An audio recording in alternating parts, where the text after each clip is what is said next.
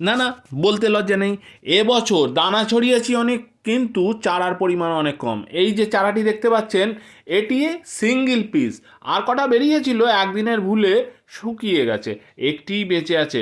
আমি একে নষ্ট করব না, যেটি করছি সেটি আপনাদের সাথে শেয়ার করছি। এটি কোন গাছ বলুন তো? এটি হচ্ছে হলি হক। তা বাবু, এই হক বাবুকে আস্তে করে তুলে নিই যাতে শিকড়টা না ছেড়ে।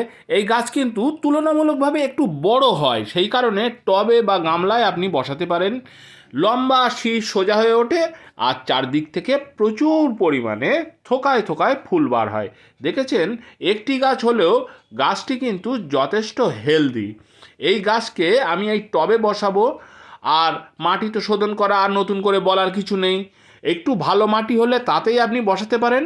টবের মাঝখানে বসিয়ে চারদিক থেকে মাটি দিয়ে এইভাবে একেবারে ঘিরে দিন।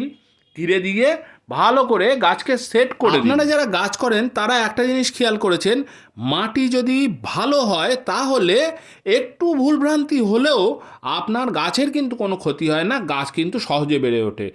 আপনি অবশ্যই কিন্তু আমার মাটি শোধনের ভিডিওটি অবশ্যই এই আই বাটন থেকে দেখে নেবেন, যদি দেখতে চান তো।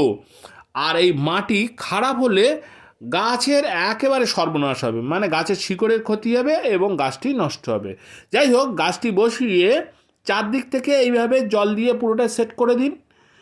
এইবার 2-1 দিন আপনি ছায়া জায়গাতে রেখে অটোমেটিক আপনি এই শীতের হালকা রোদ্রে আপনি বার করে দিন, গাছটি সেট হয়ে যাবে। তো দেখা হচ্ছে অন্য একটি ভিডিওতে, ততক্ষণ পর্যন্ত টাটা।